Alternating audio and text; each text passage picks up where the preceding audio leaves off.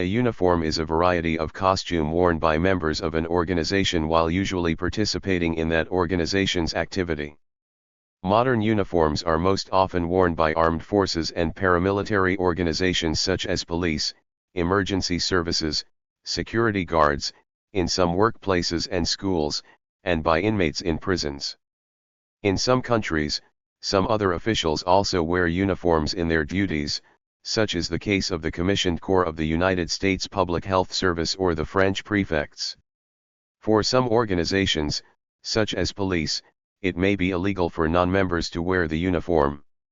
Workers sometimes wear uniforms or corporate clothing of one nature or another. Workers required to wear a uniform may include retail workers, bank and post office workers, public security and healthcare workers, blue-collar employees, personal trainers in health clubs, instructors in summer camps, lifeguards, janitors, public transit employees, towing and truck drivers, airline employees and holiday operators, and bar, restaurant and hotel employees. The use of uniforms in commercial or public service organizations often reflects an effort in branding and in developing a standard corporate image. It also has important effects which, on the employees required to wear uniforms. The term uniform may be misleading because employees are not always fully uniform in appearance and may not always wear attire provided by the organization, while still representing the organization in their attire. Academic work on organizational dress by Raffaelli and Pratt, 1993, referred to uniformity, homogeneity, of dress as one dimension, and conspicuousness as a second. Employees all wearing black, for example, may appear conspicuous and thus represent the organization even though their attire is uniform only in the color of their clothing, not in its features. Pratt and Raffaelli, 1997, described struggles between employees and management about organizational dress as struggles about deeper meanings and identities that dress represents. And Pratt and Raffaelli, 2001, described dress as one of the larger set of symbols and artifacts in organizations, which coalesce into a communication grammar. Main article, Military Uniform. A Russian honor guard wearing their full dress uniforms. Full dress is a formal uniform typically worn in ceremonies. Military uniform is the standardist costume worn by members of the armed forces and paramilitaries of various nations. Military dress and military styles have gone through great changes over the centuries, from colorful and elaborate to utilitarian camouflage uniforms for field and battle purposes. Military uniforms in the form of standardist and distinctive dress, intended for identification and display, are typically a sign of organized military forces equipped by a central authority. Most military forces have developed several different uniform types. Military personnel in most armed forces and some civilian officials may wear some or all of the following: combat uniform, service dress, dress uniform, full dress uniform, mess dress. Uniforms can distinguish various categories of staff in medical institutions: doctors, surgeons, nurses, ancillary staff and volunteers. Traditional female nurses' uniforms resemble uniforms, habits, worn by religious orders. 5-6.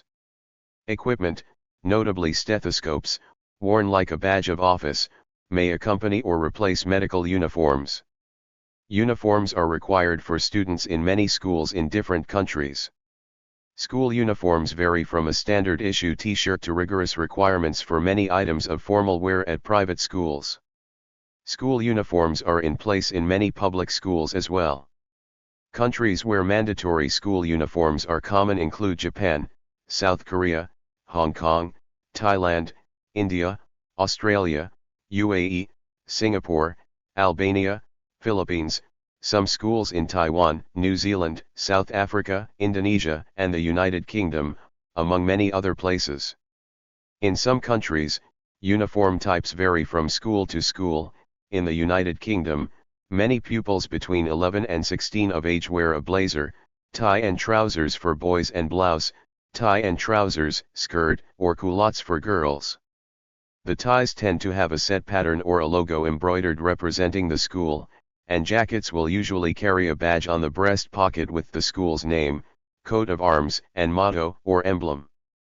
Children in many British state primary schools will have a uniform jumper and slash or polo shirt with the school name and logo. Some universities in the DPRK require students to wear uniforms. From about 1800 to after the Second World War, diplomats from most countries, and often senior non-military officials generally, wore official uniforms at public occasions. Such uniforms are now retained by only a few diplomatic services, and are seldom worn. Diplomatic uniforms are ornate uniforms worn by diplomats from some countries at public occasions.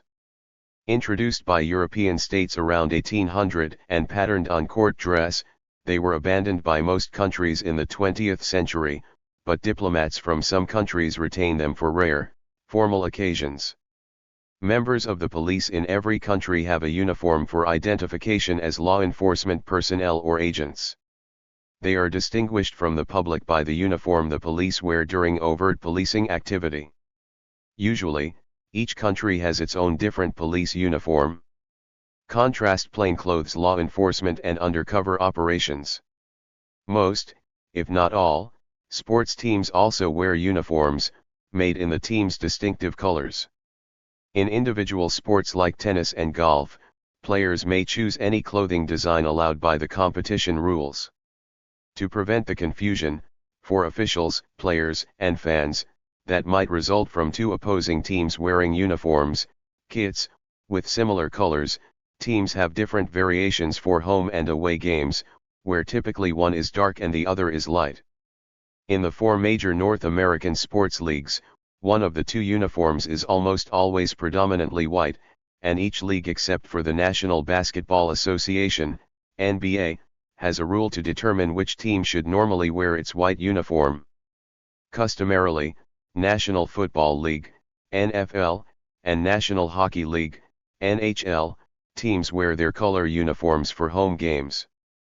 By contrast, Major League Baseball, MLB, teams wear their white uniforms for home games. The NBA traditionally required home teams to wear white, or at least a light color, but as of the 2017-18 season allows home teams to wear any uniform color, mandating only that away teams wear a color that sufficiently contrasts with the home team's choice. 7. These rules are not strictly enforced, however, for any of the four major professional sports leagues in North America. Some NFL teams, most notably the Dallas Cowboys, prefer to wear their white jerseys for home games. When Joe Gibbs was the head coach of the Washington Redskins first from 1981 to 1992, and again from 2004 to 2007, the Redskins exclusively wore white jerseys at home games. In the United Kingdom, especially in football, the terms kit or strip, as in football kit, are more common, instead of uniform. Domestic workers are often required by their employers' managers to wear a uniform.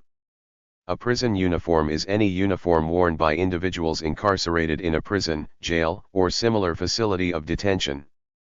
A prison uniform is a set of standardized clothing worn by prisoners. It usually includes visually distinct clothes worn to indicate the wearer is a prisoner, in clear distinction from civil clothing. The beauticians use uniforms to protect their skin from harmful chemicals and acid. These chemical-resistant and waterproof uniforms are not only safe to work in but also provide a professional, polished appearance throughout the day. The Scout uniform is a specific characteristic of the Scouting movement. In the words of Baden-Powell at the 1937 World Jamboree, it covers the differences of country and race and make all feel that they are members one with another of one world brotherhood. The original uniform, which has created a familiar image in the public eye, consisted of a khaki button-up shirt, shorts, and a broad-brimmed campaign hat. Baden-Powell himself wore shorts since being dressed like the youth contributed to reducing perceived distance between the adult and the young person. Nowadays, uniforms are frequently blue, orange, red, or green, and shorts are replaced by long pants in areas where the culture calls for modesty, and in winter weather. The campaign hats have also been dropped in some scouting organizations.